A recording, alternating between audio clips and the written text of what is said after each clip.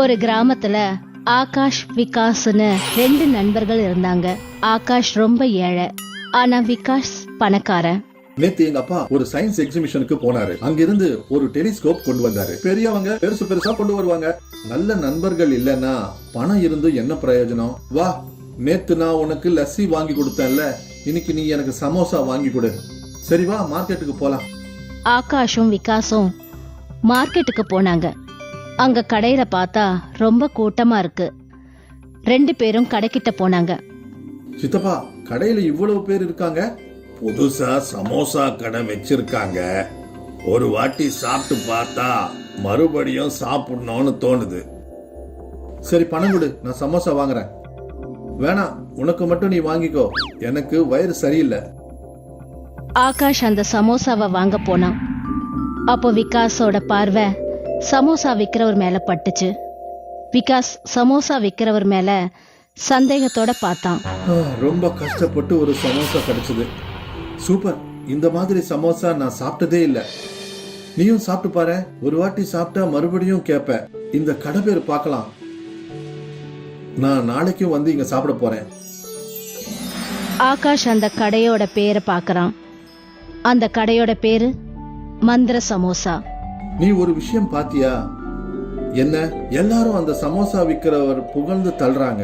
அப்படிதான் சொல்றாங்க, ஒரு வாட்டி சாப்பிட்டா மறுபடியும் சாப்பிடுறேன்னு. எனக்கு மட்டும் இந்த மந்திர சமோசாவுல ஏதோ ரகசியம் இருக்குன்னு சந்தேகமா இருக்கு. டிடெக்டிவ் புக்ஸ் படிச்சு படிச்சு உன் மூளை கெட்டு போச்சு. வா, வீட்டுக்கு போகலாம். இருட்டிடுச்சு, மழை கூட வரா மாதிரி இருக்கு.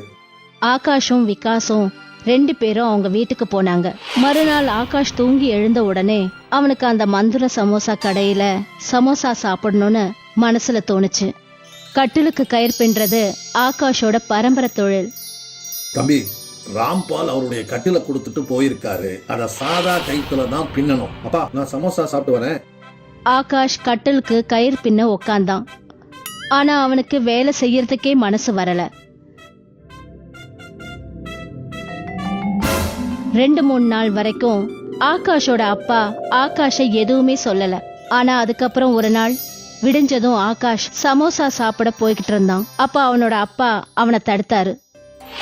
நீ என்ன அந்த சமோசாவை டெய்லி சாப்பிடுற? அந்த சமோசாவை சாப்பிட்டு சாப்பிட்டு உன் வயிறு பாழாயிடுச்சு. நீ இந்த மாதிரி சமோசா சாப்பிட மாட்டியே.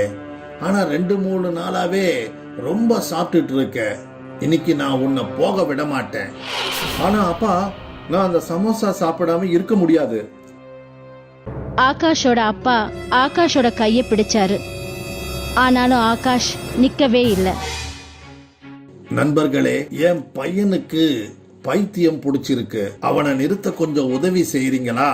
ஆகாஷோட அப்பா ஆகாஷோட கைய பிடிக்க, அவனுடைய அப்பா கைய இன்னொருத்தர் பிடிக்க, அந்த இன்னொருத்தர் கைய இன்னொருத்தர் பிடிக்க, அவரை 3ஆவதா ஒருத்தர் பிடிக்க, அந்த 3ஆவதா இருக்கிறவரை 4ஆவதா ஒருத்தர் பிடிக்க, இப்படியே ஒரு செயின் மாதிரி ஒருத்தர் கைய பிடிச்சிட்டு நின்னாங்க. அப்புறம் ஆகாஷ் அவனுடைய அப்பா கைய உதறி விட்டுட்டு போக அந்த மொத்த செயினும் உடைஞ்சி எல்லாருமே கீழே விழுந்துட்டாங்க. ஆகாஷும் அன்னைக்கு அந்த கடைக்கு போய் சமோசா சாப்பிட்டான். மறுநாள் ஆகாஷோட அப்பா விகாஸ பாக்குறதுக்காக வீட்டுக்கு போனாரு.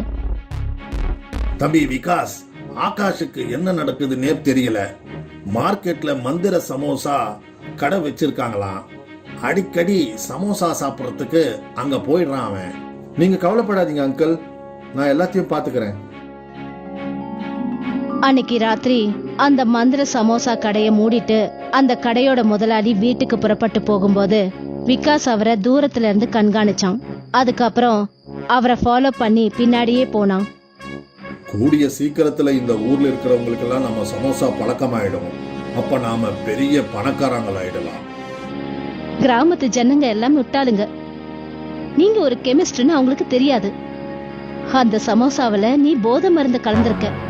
அதான் எல்லாரும் சமோசாக்கு அடிமையாயிட்டாங்க. மெதுவா பேசு, யாராவது கேட்டா நம்ம அவ்வளவுதான். விகாஸ் அவங்க பேசினது எல்லாத்தையுமே கேட்டுட்டான். மறுநாள் கிராமத்துல சில பேரை கூட்டிக்கிட்டு விகாஸ் அந்த மந்திர சமோசா கடைக்கு வந்தான். என்ன சமாச்சாரம்? எல்லாரும் இங்க வந்திருக்கீங்க. அத நாங்க உனக்கு அப்புறமா சொல்றோம்.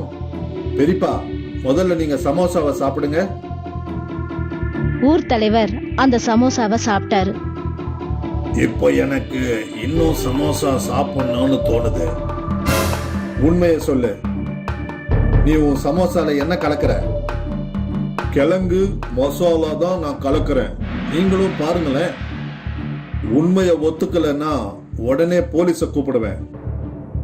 போலீஸ்னு சொன்ன உடனே கடை முதலாளி ரொம்ப பயந்துட்டாரு. அதுக்கப்புறம் எல்லா உண்மையையும் அவரு ஒத்துக்கிட்டாரு. என்ன மன்னிச்சிடுங்க, என் வியாபாரத்தை பெருக்கிறதுக்கு நான் சமோசாவில மயக்க மருந்து கலக்கிறேன். அதனால எல்லாரும் என் சமோசாவுக்கு அடிமையாயிடுறாங்க. அப்போ அவங்க என் கடைக்கு சமோசா சாப்பிட வந்துகிட்டே இருப்பாங்க. விகாஸ் உடனே போலீஸ்க்கு ஃபோன் பண்ணான். போலீஸ் வந்து அந்த கெமிஸ்டா அரெஸ்ட் பண்ணாங்க. அதுக்கு தான் நான் உங்களோட நிறைய வாட்டி சொல்லியிருக்கேன், வெளிய பொருளை நிறைய சாப்பிடக்கூடாதுன்னு.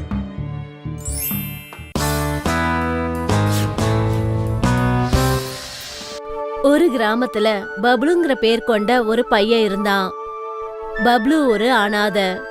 அவன் கிராமத்துல எல்லாரோட மாடுங்க ஆடுங்க எல்லாத்தையும் மேய்ப்பான். அதுக்கு பதிலா கிராமத்துல இருக்கிறவங்க நல்ல நாள் பெருநாள்ல அவனை கூப்பிட்டு அவனுக்கு சாப்பிடறதுக்கு ஸ்வீட்ஸ் எல்லாம் கொடுப்பாங்க. பப்ளு அந்த ஸ்வீட்ஸை சாப்பிட்டு ரொம்ப சந்தோஷப்படுவான். காட்டுல மாடுங்களை மேய்ச்சிக்கிட்டே அங்க உட்காந்து புல்லாங்குழல் வாசிப்பான். ஒரு நாள் கிராமத்துல வசந்த் பஞ்சமி திருவிழா நடந்தது. அன்னைக்கு பப்ளுவுக்கு நிறைய ஸ்வீட்ஸ் கிடைச்சது. பப்ளு காட்டுல உட்காந்து அந்த ஸ்வீட்ஸ சாப்பிட்டுட்டு இருக்கும்போது ஒரு வயசான கிழவன் அவனை நோக்கி வந்தாரு. தம்பி, 4 நாளா ஒன்னும் சாப்பிடல, ரொம்ப பசி எடுக்குது, சாப்பிடுறதுக்கு ஏதாவது கொடுக்கறியா? பப்ளு அவன் கிட்ட இருந்த பாதி ஸ்வீட்ஸ அந்த வயசான கிழவன் கிட்ட கொடுத்தான். அந்த வயசானவர் அந்த ஸ்வீட்ஸ வாங்கின உடனே அவரு ஒரு வனதேவனா மாறினாரு. நீ ரொம்ப நல்ல பையன் பப்ளு. நீ சாப்பிடுறத கூட யோசிக்காம எனக்கு அதுல இருந்து பாதி கொடுத்துட்டியே, எனக்கு ரொம்ப சந்தோஷமா இருக்கு.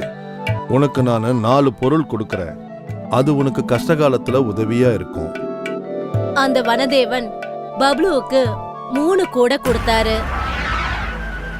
முத கூடையில காத்து இருக்கு, 2வது கூடையில தண்ணி இருக்கு, 3வது கூடையில நெருப்பு இருக்கு. இப்படி சொன்னதுக்கு அப்புறம் அந்த வனதேவன் அங்கிருந்து மறைஞ்சு போனாரு. அவர் எனக்கு சொன்னப்போ 4 பொருள் இல்ல கொடுக்கறேன்னாரு. ஆனா இப்போ 3 தான் கொடுத்துருக்காரு. பரவாயில்ல. பப்ளு அவங்க கிட்ட இருந்த மீதி ஸ்வீட்ஸ சாப்பிட முடியல. அந்த ஸ்வீட்ஸ பூமியில புதைச்சு வச்சுட்டு அங்கிருந்து அவன் கிளம்பினான். பப்ளு மறுநாள் அந்த இடத்துக்கு வந்த போது அப்ப அவன் என்ன பார்த்தானா, அவன் எந்த இடத்துல அந்த ஸ்வீட்டை புதைச்சு வச்சானோ அந்த இடத்துல ஒரு ஸ்வீட் மரமே வளர்ந்திருந்தது. அந்த மரத்துல நிறைய ஸ்வீட்ஸ் இருந்தது. ஒருவேளை இது அந்த வனதேவதை கொடுத்த வரமா இருக்குமோ? பப்ளு அந்த மரத்து மேல ஏறினான். அதுக்கப்புறம் அங்க இருந்த ஸ்வீட்ஸ சாப்பிட்டான். அந்த சமயம்னு பார்த்து அந்த காட்டுல ஒரு வயசான ராட்சசி வந்தா. அவ அந்த பப்ளுவை பார்த்தா. அடடா, இன்னைக்கு நமக்கு ஒரு அற்புதமான இரை கிடைச்சிருக்கு. இத நான் நல்லா சமைச்சு அப்படியே சுவையா சாப்பிடுவேன். ஆனா அதுக்கு முன்னாடி அவனை அந்த மரத்தை விட்டு இறக்கணும். அந்த கிழவி ராட்சசி ஒரு அழகான பெண் உருவம் எடுத்துக்கிட்டு அந்த ஸ்வீட் மரத்துக்கு பக்கத்துல போய் நின்னா. பப்ளு கிட்ட அவ சொல்றா, அட பப்ளு கண்ணா, மரத்துல இவ்ளோ ஸ்வீட்ஸ் இருக்கு. நீ கொஞ்சம் ஸ்வீட்ஸ பறிச்சு எனக்கும் கொஞ்சம் கொடுத்தீனா நானும் சாப்பிடுவேன்ல.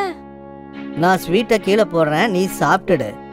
அட என்னப்பா நீ, அந்த ஸ்வீட்ஸ பறிச்சு நீ கீழே போட்டினா அது எல்லாமே மண்ணு பட்டு போயிடும்ல. சரி, உன் புடவை எப்படி? நான் ஸ்வீட்டை போடுறேன். கண்ணா, என்னோட புடவெல்லாம் அழுக்கா போயிடுமே. அதுல எனக்கு அவ்வளோலாம் வேண்டாம். எனக்கு கொஞ்சமா ஸ்வீட்ஸ் பறிச்சு கொடு போதும்.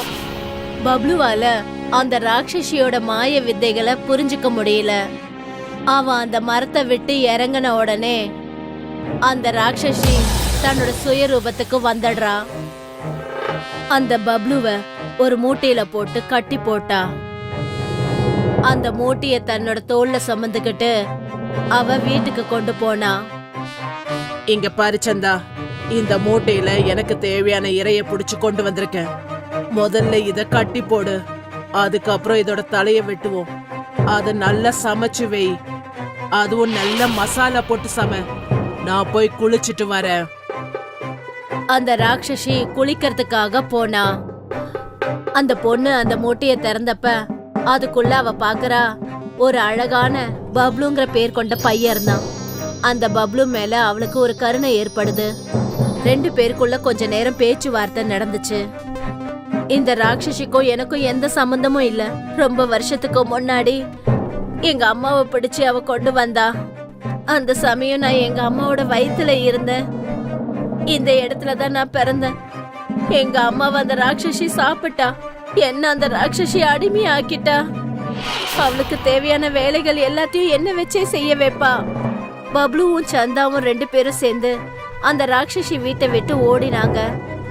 அந்த ராட்சசி குளிச்சுட்டு வந்து பார்த்தபோது அந்த இடத்துல சந்தாவையும் காணோம், அந்த பையனையும் காணோம். அவங்க 2 பேரும் சேர்ந்து ஓடி போயிட்டாங்கன்னு நினைக்கிறேன். ராட்சசி அவங்கள பின்தொடர்ந்து ஓடினா. சந்தா பின்னாடி திரும்பி பார்த்தா. அந்த ராட்சசி நம்ம பின்னாடியே வந்துட்டு இருக்கா. இப்ப என்ன பண்றது? அப்பதான் பப்ளுவுக்கு வனதேவன் கொடுத்த 3 கூட ஞாபகம் வந்துச்சு. நீ பயப்படாத, நான் அந்த பேயை இப்பவே அனுப்பிடுறேன். பப்ளு முதல்ல என்ன பண்ணானா, புயல் இருக்கிற அந்த கூடைய முதல்ல திறந்தான். ஆனா ராட்சசிய அந்த புயலை வச்சு எதுவுமே அவனால பண்ணவே முடியல. மறுபடியும் அவங்கள அவ பின்தொடர்ந்தே வந்தா. பார்க்க போனா இது நிக்கிற மாதிரியே இல்லையே. அதுக்கப்புறம் பப்ளு மழை கொண்ட அந்த கூடைய அவன் திறந்தான். பனிக்கட்டியால ராட்சசிக்கு நல்ல அடிபட்டும் அவங்கள பின்தொடர்றத அவன் விடவே இல்லை. 2 பேரும் ஓடிக்கிட்டே அவங்க கிராமத்துக்கு வந்து சேர்ந்தாங்க. கிராமத்து ஜனங்க எல்லாம் அவங்க கிட்ட வந்து அவங்க கிட்ட கேக்குறாங்க, என்னாச்சு பசங்களா, ஏன் ஓடுறீங்க? அந்த கிழட்டு பேய் எங்க 2 பேரையும் துரத்துது. ஆட, நாங்க கூட அந்த பேய் செய்யறதெல்லாம் பார்த்து ரொம்ப பயந்துகிட்டு கிடக்குறோம். சந்தா, இனி நம்ம அந்த பேயை கொண்டுதான் ஆகணும் போல இருக்கு. ஊர்ல இருக்கிறவங்கலாம் அதை பார்த்து பயப்படுறாங்க. ஒருவேளை நாம அதை கொல்லலைன்னா அது நம்மளை கொண்டுடும் போல இருக்கே. அப்புறம் பப்ளு கடைசியா அவன் கிட்ட இருந்த நெருப்பு கூடைய திறக்கிறான். அந்த கிழவி ராட்சசி அந்த இடத்துல எரிஞ்சு சாம்பலானா. அந்த சமயம் அந்த கிராம தலைவரும் அந்த இடத்துக்கு வந்தாரு. பசங்களா, நீங்க ரொம்ப நல்ல வேலை செஞ்சீங்க. அந்த பேய்கிட்ட இருந்து இந்த ஊர்ல இருக்கிறவங்களெல்லாம் காப்பாத்திட்டீங்க. இந்த ஊர்ல இருக்கிற மாடு எல்லாத்தையும் அது சாப்பிட்டுடுச்சு. உங்களுக்கு பரிசா நான் ஒரு வீட்டை கொடுக்கறேன். அந்த கிராமமே சேர்ந்து பப்ளுவுக்கும் சந்தாவுக்கும் கல்யாணத்தை பண்ணி வைக்கிறாங்க. அதுக்கப்புறம் பப்ளுவும் சந்தாவும் தனக்குன்னு ஒரு குடும்பத்தை ஏற்படுத்திக்கிட்டு ரொம்ப சந்தோஷமா வாழ்ந்தாங்க.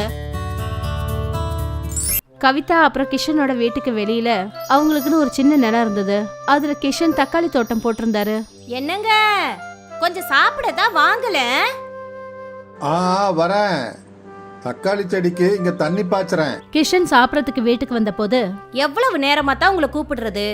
இப்ப பாருங்க, சாப்பாடெல்லாம் ஆறி போச்சு. என்னையும் என்ன பண்ண சொல்ற? தக்காளி செடிங்களுக்கெல்லாம் நான் தண்ணி ஊத்தலைன்னா அதுங்கெல்லாம் சரியா எப்படி வளரும் சொல்ல? சரி சரி, சீக்கிரம் சாப்பாடு போடு. தக்காளி வாங்கறதுக்கு வியாபாரிங்க வர போறாங்க. சரிங்க சரி. கவிதா கிஷனுக்கு சாப்பாடு பரிமாறினான். அப்புறம் கிஷன் சாப்பாடு சாப்பிட ஆரம்பிச்சாரு. அவர் சாப்பிட்டு முடிக்கிற நேரத்துல ஒரு வியாபாரி அங்க வந்தாரு. கிஷன், இதோ வந்துட்டேன். இந்த தடவை மண்டி கொஞ்சம் மந்தமா இருக்கு. இந்த தடவை தக்காளிக்கு கிலோ 15 ரூபான்னு தான் கொடுக்க முடியும்பா. இது ரொம்ப குறைவா இருக்குதுன்னு. இங்க பாருப்பா, இதுதான் வேலை. எதுக்கும் ஒரு வாட்டி யோசிச்சுக்க. ஆனா நகரத்து மார்க்கெட்ல 1 கிலோ தக்காளி 30 ரூபான்னு விக்குது. ஆனா சில சமயம் பஜார்ல கொண்டு போய் விக்கிறதுனால நஷ்டமும் ஏற்படும்ல. எத்தனையோ தக்காளி அடிபட்டு போகுது, அதை யாராவது வாங்குறாங்களா என்ன? அப்புறம் தக்காளி விக்கிறதுக்காக வேலைக்கு ஆள் நிக்க வைக்கிறோம்ல, அவனுக்கு கூலி கொடுக்கணும்ல. நிறைய செலவு இருக்கு கிஷன் தம்பி, அதெல்லாம் உனக்கு தெரியாது. ஆனா அண்ணன் 15 ரூபா வேலை ரொம்ப குறைவா இருக்குன்னு. இங்க பாருப்பா, அதிகமானா ஒரு 2 ரூபாய் எடுத்து 17 ரூபாயா கொடுக்க முடியும். எல்லாம் ஒத்து வந்தா நீ கொடு. கிஷனுக்கு ஏமாற்றமாயிடுச்சு. ஆனா அவன் தக்காளிகளை வித்துதான் ஆகணும். சரிங்கண்ணா, அதையே கொடுங்க. எத்தனை கிலோ தக்காளி இருக்கு? ஒரு 200 கிலோ இருக்கு. சரிப்பா, கிலோ 17 ரூபா வேண்டின்னு போட்டா மொத்தமா 3400 ரூபா வருது. இந்தாப்பா. ரொம்ப நன்றி அண்ணே. அந்த வியாபாரி தக்காளி எல்லாத்தையும் வாங்கிக்கிட்டு கிளம்பினாரு. அப்புறம் கிஷன் கொஞ்சம் வேதனையோட வீட்டுக்கு வந்தாரு. என்னாச்சு? சரியான விலை கிடைக்கலையா? நகரத்துல எல்லாம் 1 கிலோ தக்காளி 30 ரூபான்னு விற்கிறாங்க. ஆனா நமக்கு 17 ரூபா தான் கிடைக்குது. இது ரொம்பவே அநியாயம். ஆனா இந்த தக்காளியை நம்ம விற்கலன்னா அந்த தக்காளி எல்லாம் நாசமா போயிடும். நீங்களே நகரத்துக்கு போய் தக்காளியை வித்துட்டு வரலாம்ல. அப்புறம் நான் நகரத்துக்கு போய் தக்காளி விற்க போனா இங்க யாரு வயலை பாத்துக்கிறத? இனிமே அதெல்லாம் நான் பாத்துக்கிறேன். ஆனா எப்படி?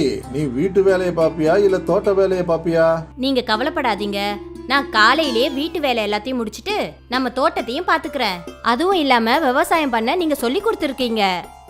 அது நிஜம்தான். ஆனா நம்மளால அது முடியுமா? முயற்சி பண்ணி பார்க்கலாம்ல. ஆமா. அப்புறம் முடிவாயிடுச்சு. அதாவது கவிதா தக்காளி தோட்டத்தை பார்த்துப்பா. அப்புறம் கிஷன் நகரத்துல இருக்கிற மார்க்கெட்டுக்கு போய் தக்காளியை விற்க போவாரு. ஒரு வாரத்துக்கு அப்புறம் புது தக்காளிங்க விளைஞ்சது. அப்புறம் கிஷன் தக்காளி எல்லாத்தையும் டெம்போல நிறைச்சுக்கிட்டான். இன்னைக்கு முதல் நாள். எல்லாம் நல்லபடியா நடக்கும்னு நம்பிக்கை இருக்கு. எல்லாம் சரியா நடக்கும், கவலைப்படாம போங்க. கிஷன் நகரத்துல இருக்கிற மார்க்கெட்டுக்கு கிளம்பிட்டான். அங்க மார்க்கெட்டுக்கு போனதுக்கு அப்புறம் அவன் தன்னோட டெம்போலயே தக்காளி விற்க ஆரம்பிச்சிட்டான். அண்ணா வாங்கிக்கங்க, புதுசா பறிச்ச தக்காளி, புதுசா தோட்டத்துல பறிச்ச சகப்பு தக்காளி. வாங்க வாங்கிக்கோங்க. வெறும் கிலோ 30 ரூபா தான். 1 கிலோ 30 ரூபாவா? ஆமாங்க அக்கா. மத்த கடையில எல்லாம் 35 ரூபாய் கிலோ. நான் உன்கிட்டே வாங்கிக்கிறேன்ப்பா. எனக்கு 2 கிலோ கொடு. எனக்கும் 2 கிலோ. எப்பா எனக்கு 1 கிலோ. கொஞ்ச நேரத்துல கிருஷ்ணனோட டெம்போக்கு முன்னாடி கூட்டமா ஜனங்க வந்துட்டாங்க. 4 மணி நேரத்துல அவர்கிட்ட கொஞ்சம் தக்காளி தான் மிச்சம் இருந்தது. தக்காளி இருக்குங்களா? வெறும் 4 கிலோ தாமா இருக்குது. எல்லாத்தையும் என்கிட்ட கொடுத்துருங்க. சிட்டில இருக்கிறவங்களுக்கு நல்ல ஃப்ரெஷ்ஷான தக்காளி குறைஞ்ச விலையில கிடைச்சதும் உடனே எல்லாமே வியாபாரம் ஆயிடுச்சு. அதுக்கப்புறம் கிஷன் அதே டெம்போவை எடுத்துக்கிட்டு கிராமத்துக்கு வந்தாரு. கிஷன் டெம்போக்காரருக்கு 1000 ரூபாய் பணம் கொடுத்தாரு. இங்க பாரு கவிதா, இன்னைக்கு நாள் உண்மையிலேயே ரொம்ப நல்லா இருந்தது. எல்லா தக்காளியும் வித்துருச்சா? ஆமா, எல்லாமே வித்து போச்சு. மொத்தமா சேர்த்து 250 கிலோ தக்காளிக்கு 7500 ரூபாய் கிடைச்சது. 1000 ரூபாய் டெம்போக்காரனுக்கு கொடுத்துட்டேன். இப்போ மீதம் இருக்கிறது 6500 ரூபாய். வாவ், இன்னைக்கு உண்மையிலேயே நாள் ரொம்ப நல்லா இருந்தது. நான் தான் அப்பவே சொன்னேன்ல. ஒரு விஷயம் நல்லா புரிஞ்சுக்கிட்டேன். சிட்டியில இருக்கிற பெண்கள் தக்காளியை தேர்ந்தெடுக்கும் போது நல்லா சிகப்பா இருக்குதான்னு பார்த்து எடுக்கிறாங்க. அப்படின்னா தக்காளி இன்னும் செவப்பா வளர்றதுக்கு நாம ஏதாவது செஞ்சாகணும்ல. யூடியூப்ல தேடுவோம், ஏதாவது நிச்சயமா கிடைக்கும். கிஷன் யூடியூப்ல சர்ச் பண்ணாரு. அதுல அவருக்கு ஒரு வீடியோ கிடைச்சது. அப்ப தக்காளி செடியில இந்த பவுடரை தெளிக்கணுமா? ஆனா இது எங்க கிடைக்கும்? சிட்டில நிச்சயமா எங்கேயாவது ஒரு இடத்துல கிடைக்கும். நாளைக்கே நகரத்துக்கு போய் இத வாங்கிட்டு வந்துருங்க. சரி. மறுநாள் மறுபடியும் கிஷன் நகரத்துக்கு வந்தாரு. அவர் அந்த ஃபர்டிலைசரை வாங்கினாரு. அண்ணே, இதனால எந்த தீங்கும் கிடையாது இல்லைண்ணே? இங்க பாருங்க, அதிகமான அளவுல போட்டாதீங்க. பேக்கெட்ல எவ்வளவு போட்டிருக்கோம் அந்த அளவுக்கு மட்டும் போடுங்க. சரிங்க. கிஷன் அந்த கெமிக்கல் ஃபர்டிலைசரை வாங்கிக்கிட்டு தன்னோட வீட்டுக்கு வந்தாரு. கவிதா அவருக்காக காத்துக்கிட்டு இருந்தா. இந்தாமா கெமிக்கல் ஃபர்டிலைசர். கடைக்காரர் என்ன சொன்னாருன்னா, இதுல எவ்வளவு அளவு போட்டிருக்கோ அவ்வளவு மட்டும் பயன்படுத்த சொன்னாரு. அதை விட கொஞ்சமாவது அதிகம் போட்டக்கூடாது, சரியா? இந்த கெமிக்கல் ஃபர்டிலைசர்னால பெருசா தக்காளி வளருமா? அதாவது அதோட சைஸும் பெருசாகுமா? ஆமா. நல்ல விஷயம்தான். மறுநாள் கிஷன் அவனே அந்த கெமிக்கல் ஃபர்டிலைசரை தன்னோட வயல்ல போட்டான். இங்க பாரு கவிதா, நம்ம விவசாயத்துக்கு 2 கைப்பிடி கெமிக்கல் ஃபர்டிலைசர் போதுமானது. சரிங்க, நான் ஞாபகம் வச்சுக்கிறேன். ஃபர்டிலைசர் போட்ட கொஞ்ச நாள்லயே செடியில நல்ல செவந்து போய் பெரிய பெரிய தக்காளியா வளர்ந்துருந்தது. இந்த கெமிக்கல் ஃபர்டிலைசர் உண்மையிலேயே அற்புதமா இருக்குங்க. பாரு, இந்த முறை எவ்வளவு பெரிய பெரிய தக்காளி வளர்ந்துருக்குன்னு. கிட்டத்தட்ட 350 கிலோ தக்காளி எடுத்திருக்கேன். அடேங்கப்பா, இதனால நமக்கு நிறைய லாபம் கிடைக்கும்ல. சரி, நான் நகரத்துக்கு கிளம்புறேன். இதெல்லாம் விற்கணும் இல்லையா? நீ இந்த ஃபெர்டிலைசரை தண்ணியில மிக்ஸ் பண்ணி தெளிச்சு விடு. ஆனா அளவு மட்டும் ஞாபகம் வச்சுக்கோ, என்ன? நிச்சயமாங்க. கிஷன் தக்காளி எல்லாத்தையும் டெம்போல நடிச்சுக்கிட்டு கிளம்பிட்டாரு. இங்க கவிதா ஃபர்டிலைசரை வயல்ல தெளிக்கணும். 2 கைப்பிடிக்கே இவ்வளவு பெரிய தக்காளியா? அப்ப நான் 3 கைப்பிடி சேர்த்துக்கிறேன். இன்னும் விளைச்சல் ரொம்ப நல்லா இருக்கும். கவிதா 3 கைப்பிடி அளவுல கெமிக்கல் ஃபர்டிலைசரை தண்ணியில மிக்ஸ் பண்ணி தக்காளி செடிகள்ல தெளிச்சு விட்டா. அடுத்த முறை வளர்ந்த தக்காளி எல்லாம் முன்ன விட கொஞ்சம் பெருசா இருந்தது. வாவ் வாவ், ரொம்ப அற்புதமான பொருள். அப்புறம் என்ன, கவிதா அப்புறம் தொடர்ந்து கெமிக்கல் ஃபர்டிலைசரை தேவைக்கு அதிகமா தண்ணியில மிக்ஸ் பண்ணி செடிங்கள்ல தெளிச்சா. நாம கொஞ்ச நாளைக்கு கெமிக்கல் ஃபர்டிலைசரை யூஸ் பண்ணவே கூடாது. ஆனா ஏன்? ஏன்னா அதிகமான கெமிக்கல் ஃபர்டிலைசரை பயன்படுத்துறதுனால செடிக்கும் மண்ணுக்கும் பாதிப்பு ஏற்படும். இதுல என்னங்க பெருசா பாதிப்பு வந்துட போகுது? இது உண்மையிலேயே நல்ல மருந்து தாங்க. கவிதா, தேவைக்கு அதிகமான எந்த ஒரு பொருளும் நிச்சயமா பாதிப்பை தான் ஏற்படுத்தும். நீ அடுத்த 2 விளைச்சலுக்கும் கெமிக்கல் ஃபர்டிலைசரை பயன்படுத்தாத. சரிங்க, நீங்க சொன்னா சரிதான். கவிதா கிஷனுக்கு சரின்னு சொல்லிட்டா. ஆனா அவ மனசுல இன்னும் கெமிக்கல் ஃபர்டிலைசரை பயன்படுத்தணும்னு நினைச்சிட்டா. அதனால கிஷன் அவ்வளோ தூரம் வேண்டான்னு சொல்லி கூட கவிதா செடிங்க மேல கெமிக்கல் ஃபர்டிலைசரை பயன்படுத்தினான். அடுத்த விளைச்சல்லையும் தக்காளி ரொம்ப பெருசா இருந்தது. அதை பார்த்துட்டு கிஷன் ரொம்ப அதிர்ச்சி ஆயிட்டாரு. இந்த தக்காளி இவ்வளவு பெருசா எப்படி வளர்ந்தது? கெமிக்கல் ஃபர்டிலைசரை பயன்படுத்தினியா என்ன? இல்லையே, நான் மருந்து தெளிக்கவே இல்லையே. ஒருவேளை முதல்ல போட்ட கெமிக்கலோட விளைவா இருக்கும். அப்படியும் கூட இருக்கலாம். கவிதா கிஷன் கிட்ட பொய் சொல்லியே தக்காளி செடிகள்ல கெமிக்கல் ஃபர்டிலைசரை தெளிச்சுக்கிட்டு இருந்தா. கவிதாவோட மனசுல அதிகமான லாபத்தை சம்பாதிக்கணும்ன்ற ஆசை இருந்தது. சில மாசங்களும் எல்லாம் நல்லா தான் இருந்தது. ஆனா மெல்ல மெல்ல சில தக்காளி செடிகள் காஞ்சி போக ஆரம்பிச்சது. அடடா, என்ன ஆச்சு? இதுங்களுக்கு என்ன ஆச்சு? நேத்து வரைக்கும் நல்லா இருந்துச்சே. அநேகமா கெமிக்கல் ஃபர்டிலைசரோட விளைவா தான் இருக்கும். நான் இந்த செடியை பிடுங்கி வீசிடுறேன். இங்க ஒரு புது செடியை வைப்போம். அப்புறம் இது மொத்த வயலையும் நாசமாக்கிடும். சரிங்க. கிஷன் செத்து போன செடிகளை பறிச்சுட்டு அங்க புதுசா செடியை நட்டான். ஆனா அடுத்த நாள் அந்த செடியும் செத்து போச்சு. அட ராமா, ஏன் இப்படி ஆகுது? மறுபடியும் ஏன் இந்த செடி இப்படி ஆயிடுச்சு? தெரியலையே. நான் போய் வேளாண்மை விஞ்ஞானியை கூட்டிட்டு வரேன். கிஷன் பக்கத்துல இருந்த வேளாண்மை தொழில் அங்கேருந்து ஒரு விஞ்ஞானிய வயலுக்கு கூட்டிட்டு வந்தாரு. இங்க பாருங்க, இந்த செடியை நேத்து தான் நாங்க நட்டோம். அப்புறம் இதோட நிலைமை இன்னைக்கு இப்படி இருக்கு. நான் இந்த மண்ணை சோதனை பண்ணி பார்க்கணும். விஞ்ஞானி கொஞ்சம் மண்ணை சாம்பிளுக்கு எடுத்துக்கிட்டாரு. அந்த மண்ணை அவரு சோதனை பண்ணி பார்த்த போது அந்த மண்ணுல தேவைக்கு அதிகமான கெமிக்கல்ஸ் கலந்திருந்தது. உங்க மண்ணு கெட்டு போயிடுச்சு. நீங்க தேவைக்கு அதிகமான கெமிக்கல் ஃபர்டிலைசர் யூஸ் பண்ணதுனால உங்க மணல்ல வெறும் கெமிக்கல்ஸ் மட்டும் தான் இருக்கு. இங்க இனிமே செடி வளர்றது ரொம்ப கஷ்டம். இப்போ மீதி இருக்கிற இந்த செடிகள்ல தயவு செஞ்சு கொஞ்சம் கூட ஃபெர்டிலைசரை யூஸ் பண்ணாதீங்க. இதை கேட்டதும் கிஷனும் கவிதாவும் ரொம்ப அதிர்ச்சியில இருந்தாங்க. இது எல்லாத்துக்கும் காரணம் நான் தான். நீங்க வேண்டான்னு சொன்னீங்க, நான் தான் கெமிக்கல் யூஸ் பண்ணேன். கவிதா கிட்ட இருந்த கொஞ்சம் பேராசனால நல்ல ஒரு வளமான நிலத்தை தரிசு நிலமா மாத்திட்டா. ஒருவேளை கெமிக்கலை பயன்படுத்தாம அவங்க விவசாயம் பண்ணிருந்தா ஒருவேளை அவங்க குறைவா சம்பாதிச்சிருக்கலாம். ஆனா அவங்களோட வயல் வளமாவும் அவங்களோட வாழ்க்கை சந்தோஷமாவும் இருந்திருக்கும். பிரீதம்புரத்துல முன்னா பயில்வானோட அராஜகம் தான் நடந்துகிட்டு இருந்துச்சு. அவன் உடம்பளவுல பெரியவனும் சுபாவத்துல ரொம்ப கோவக்காரனுமா இருந்தான். அவனுக்கு சீக்கிரமா கோவம் வரும். நீ என்கிட்டயே சண்டை போடுறியா? உனக்கு எவ்வளவு திமிரு? உனக்கு இன்னைக்கு நான் பாடத்தை கத்து கொடுக்கறேன். கோபத்துல அவன் ஜனங்களை பயங்கரமா அடிப்பான். அதனால கிராமத்து ஜனங்கள்லாம் அவனை பார்த்தா பயப்படுவாங்க. அவனோட இன்னொரு கெட்ட பழக்கம் என்னன்னா நிறைய சாப்பிடுவான். தினமும் காலையில அவன் மாதவோட பூரி கடைக்கு போயிடுவான். ஏய் மாதவனே, எனக்கு 8 பிளேட் பூரி கொண்டு வா. இதோ அண்ணே, இப்ப கொண்டு வரேன். அது சாப்பிடறதுக்கு நல்லா இருக்கணும். கஞ்சூஸ் மாதிரி கொடுக்காத. அட பாவி, ராட்சச மாதிரி இருக்கிறது எல்லாத்தையும் சாப்பிட்ருவ போல இருக்குதே. என்ன நீ கஞ்சூஸ்ன்னு சொல்றியா? என்கிட்ட இருக்கிற பூரி எல்லாத்தையும் நீயே சாப்பிட்ருவ போல இருக்குதே. அட, என் மூஞ்ச என்னடா பார்த்துட்டு இருக்கிற? இல்லைண்ணா, இப்ப கொண்டு வரேன். மாதவுக்கு விருப்பம் இல்லைனா கூட அந்த முன்னா பயில்வானுக்கு அவன் பூரி கொடுத்துதான் ஆகணும். ஏன்னா கிராமத்து மக்களை போல இவனும் முன்னா பயில்வானை பார்த்தா ரொம்ப பயப்படுவான். பூரி சாப்பிட்டு முடிச்சதுக்கு அப்புறம் முன்னா பயில்வான் ஜோக்லியோட சமோசா கடைக்கு போயிடுவான். அங்க போய் அவன், டேய் ஜோகி, 10 சமோசா கொண்டு வா, சட்னியும் கொண்டு வா. இதோ நான் கொடுக்கறேன்னா. இந்த கழுதைக்கு சமோசா கேக்குது. ஃப்ரீயா சமோசா சாப்பிட்டு உடம்ப எப்படி வளர்த்து வச்சிருக்கிறான் பாரேன். கடவுளே, என்ன எப்படியாவது காப்பாத்துப்பா. டேய் ஜோகி, அந்த சட்னியை கொண்டு வா. இதோ கொண்டு வரேன்னு. முன்னா பயில்வான் நிறைய சமோசா சாப்பிட்டுட்டு திமிரா அங்க இருந்து கிளம்பிடுவான். இப்போ ஜோகி யோசிக்க ஆரம்பிச்சான், எப்படி இந்த முன்னா பயில்வான் கிட்ட இருந்து நம்ம தப்பிக்கிறதுன்னு. இத யோசிச்சுக்கிட்டே யோகி மாதவ பாக்குறதுக்காக அவன் கடைக்கு போனான். என்ன ஐயா, என்ன இந்த பக்கம் வந்திருக்க? ஆட, என்ன சொல்லணும்? அந்த முன்னா பயில்வான் எல்லாத்தையும் வந்து சாப்பிட்டுட்டு போறான். அட ஏன் கவலையும் அதுதான்யா. இப்ப என்னதான் பண்றதுயா? முன்னா பயில்வான் முன்னாடி யாரும் நிக்க முடியாதுல்ல. அவனை ஏதாவது கேட்டா அவனுக்கு கோபம் வருது, நமக்கு பயமா இருக்குது. அதுவும் உண்மைதான். அவனை பலத்தால வெல்ல முடியாது, ஆனா புத்தியால தான். அப்ப நீதான் ஏதாவது ஒரு ஐடியா சொல்லு ஜோகி. இவனுக்கு நாம கொடுத்தே நம்ம வாழ்க்கைய வாழ முடியலையே இங்க. சரிண்ணே, ஏதாவது ஒரு யோசனைய பண்றேன் நானு. ஒரு நாள் ஜோகி அதுக்கான வழியை யோசிச்சுக்கிட்டு இருந்தான், எப்படி முன்னா பயில்வானோட பிரச்சனையில இருந்து தப்பிக்கிறதுன்னு.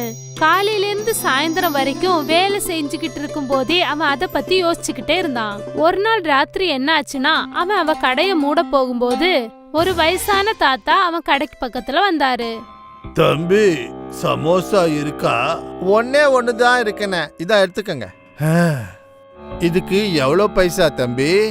இதுக்கு பைசா எதுக்குப்பா, இது கடைசி சமோசா, இது உங்களுக்கு இலவசம். ரொம்ப நல்லது. என்னுடைய வயிறு நிறைய நீ கொடுத்திருக்க. உனக்கு நான் ஏதாவது உதவி பண்றேன். அது அப்படி? இது வந்துட்டு மந்திர பவுடர். இத நீ வந்துட்டு நாளைக்கு சமோசால கலந்துடு. அதுக்கப்புறம் உன்னுடைய சமோசாவை சாப்பிடுற சேலஞ்ச் இருக்குல்ல, அந்த சமோசா சேலஞ்சுக்கு நீ முன்னாவை கூப்பிடு. அவன் ஒரு சமோசாவை கூட அதுல சாப்பிட முடியாது. அவன் தோத்து போனதுக்கு அப்புறம் இங்க வந்துட்டு ஒரு சமோசாவை கூட இனிமே சாப்பிடவே மாட்டான். உண்மையாவா? அப்புறம் அந்த வயசான தாத்தா அங்க இருந்து மறைஞ்சிட்டாரு. ஜோகி ரொம்ப நேரமா அந்த மந்திர பவுடரை பார்த்துக்கிட்டே இருந்தாரு. அடுத்த நாள் காலையில ஜோகி சமோசா பண்ணும்போது அந்த தாத்தா கொடுத்த பவுடரை அதுல ஆட் பண்ணாரு. இப்போ இருக்குது கதை. அப்புறம் ஜோகி எப்பவும் போல அவரோட சமோசாவை செஞ்சுக்கிட்டு இருந்தாரு. தினமும் போல முன்னா பயில்வான் முதல்ல பூரி சாப்பிடுறதுக்கு கடைக்கு போனாரு. அங்க இருந்து 5 பிளேட் பூரி சாப்பிட்டதுக்கு அப்புறம் அவர் சமோசா சாப்பிடுறதுக்காக வந்தாரு. ஜோகி, 10 சமோசா சட்னியோட கொண்டு வந்து கொடு. அண்ணே, இன்னைக்கு நான் உங்களுக்கு ஒரு போட்டி வைக்கலாம்னு நினைக்கிறேன். உங்களை விட அதிகமான சமோசாவை நான் சாப்பிடுவேன். அட, அது எப்படிடா நடக்கும்? எனக்கு நம்பிக்கை இருக்கு, சமோசா சாப்பிடுற காம்படிஷன்ல உங்களை நான் தோக்கடிப்பேன். அப்படியா? அப்போ சேலஞ்சுக்கு ரெடி பண்ணு. ஊர்ல இருக்கிறவங்க எல்லாரையும் கூப்பிடு. சரிண்ணே. அவன் சமோசா கடைக்கு வெளியே ஒரு பெஞ்சு போட்டான். அந்த பெஞ்சுக்கு மேல 2 பெரிய பெரிய பிளேட் நிறைய சமோசா கொண்டு வந்து வச்சான். இன்னைக்கு நானும் முன்னா அண்ணனும் இந்த சமோசா காம்படிஷன்ல கலந்துக்க போறோம். முன்னா அண்ணன் ஜெயிச்சிட்டாருன்னா காலங்காத்தாலியா ஒரு வீட்டுக்கு போயிட்டு சமோசாவை நான் கொடுத்துடுவேன் ஃப்ரீயா. ஒருவேளை ஜோகி ஜெயிச்சா அது நடக்காது. அப்படி நடந்தா நான் இனிமே ஃப்ரீயா சாப்பிட மாட்டேன். இங்க பாத்தீங்களா, இந்த காம்படிஷன்ல ஜோகி தோத்துட்டான்னா முன்னாக்கு ஃப்ரீயா கொண்டு போய் சமோசா கொடுப்பான். ஆனா முன்னா தோத்தான்னா ஜோகி கடையில ஃப்ரீயா சாப்பிட மாட்டான், சமோசாக்கு காசை கொடுப்பான். இந்த காம்படிஷன் ரொம்ப சூடா இருக்க போகுது. ஒரு பக்கத்துல முன்னா பயில்வான், இன்னொரு பக்கத்துல ஜோகி. இப்ப நீங்க பாருங்க இந்த காம்படிஷன்ல யார் ஜெயிக்க போறாங்கன்னு. அப்புறம் விசில் அடிச்ச உடனே போட்டி ஆரம்பமாயிடுச்சு. முன்னாவும் ஜோகியும் 2 பேரும் கையில ஆளுக்கு ஒரு சமோசா எடுத்துக்கிட்டாங்க. முன்னா ஒரு சமோசாவை முழுசா வாயில போட்டுக்கிட்டான். ஆனா ஜோகி பொறுமையா சமோசா சாப்பிட்டுக்கிட்டு இருந்தான். முன்னா சமோசாவை முழுங்குறதுக்காக பார்த்தான். ஆனா அவனோட சமோசா முடியவே இல்ல. பாரு பாரு முன்னா பயில்வான், நீ ஒரு சமோசாக்கு அப்புறம் இனிமே எவ்வளவு சாப்பிடுவேன் நானும் பாக்குறேன். ஜோகியோட ஒரு சமோசா முடிஞ்சு போச்சு. அவன் அடுத்த சமோசாவை எடுத்து சாப்பிட ஆரம்பிச்சான். அவன் அடுத்தடுத்த சமோசா சாப்பிட்டுக்கிட்டே இருந்தான். ஆனா முன்னா பயில்வானுக்கு ஒரு சமோசா கூட சாப்பிட முடியல. அட, எனக்கு என்ன ஆச்சு? ஒரு சமோசாக்கு மேல என்னால சாப்பிட முடியல. அடச்சே, எனக்கு என்ன ஆச்சு? நேரம் போக போக யோகி 8 சமோசாவை முடிச்சிட்டான். பாத்தீங்களா, முன்னா பயில்வான் சாப்பிடவே முடியல. அவரால ஒரு சமோசா கூட சாப்பிட முடியல. முன்னா பயில்வான் அவனை முறைச்சு பார்த்துக்கிட்டு இருந்தான். ஆனா ரொம்ப நேரம் ஆயி கூட முன்னா பயில்வானால ஒரு சமோசா சாப்பிட்டு முடிக்க முடியல. உடனே முன்னா அங்க இருந்து எந்திரிச்சிட்டான். அட, என்னாச்சு முன்னா? முன்னாவோட கண்ணு மூக்குல இருந்தெல்லாம் தண்ணி வர ஆரம்பிச்சிடுச்சு. அவனால ஒரு சமோசா கூட சாப்பிட முடியல. கடைசியில வாயில இருந்த ஒரு சமோசாவையும் அவன் துப்பிட்டான். நான் தோத்து போயிட்டேன்ட்டு ஒத்துக்கிறேன். இந்த காம்படிஷன்ல ஜோகி தான் ஜெயிச்சிட்டாரு. ஜோகி 10 சமோசாவையும் சாப்பிட்டுட்டாரு. ஆனா முன்னா ஒண்ணு கூட சாப்பிட முடியல. அவர் இந்த காம்படிஷன்ல தோத்துட்டாரு. முன்னா இந்த மாதிரி தோத்து போறன்றத பார்த்தா நம்பவே முடியல. அட இவன் என்ன பயில்வானுப்பா, ஜோகி ஒல்லியா இருந்தாலும் நல்லா சாப்பிட்டுட்டாரேப்பா. முன்னா பயில்வானுடைய வேலை முடிஞ்சு போச்சியா. கிராமத்து ஜனங்க எல்லாரும் முன்னா பைல்வான கிண்டல் பண்ண ஆரம்பிச்சாங்க. ஆனா இந்த வாட்டி முன்னா பைல்வான் எதுவுமே பண்ண முடியாம நின்னாரு. ஏன்னா முன்னா பைல்வான் முதல் தடவையா போட்டியில தோத்திருக்காரு. அட என்னதான் ஆச்சு எனக்கு? முன்னா எதுவும் பேசாம அங்க இருந்து போயிட்டாரு. கிராமத்து ஜனங்க எல்லாரும் யோகிய ரொம்ப புகழ்ந்தாங்க. அட ஜோகி, நீ ரொம்ப அதிசயம் பண்ணிருக்கிறப்பா. நமக்கு இருக்கிற பிரச்சனைய நீ தீர்த்து வச்சிட்டப்பா. அட அண்ணே, அந்த முன்னா பயில்வானோட வாய்க்கு நாமெல்லாம் ரொம்ப பயந்துகிட்டு இருந்தோம் இல்ல? அன்னையில இருந்து முன்னாவோட அராஜகம் முடிஞ்சது. இப்போ கிராமத்து ஜனங்க அவரை பார்த்து பயப்படுறது இல்ல. இப்போ அவர் என்ன சாப்பிடணும்னாலும் அதுக்கு சரியான காசு கொடுத்து சாப்பிடுறாரு. அடே மாதவண்ணே, 3 பிளேட் பூரி கொடுங்க. இந்தாங்க பைசா கொடுக்கற. முன்னா முன்னா ஏமாத்தி சாப்பிடுறத நிறுத்திட்டான். இதெல்லாம் மாய பவுடரால செஞ்ச அந்த மாய சமுசாவால நடந்துச்சு.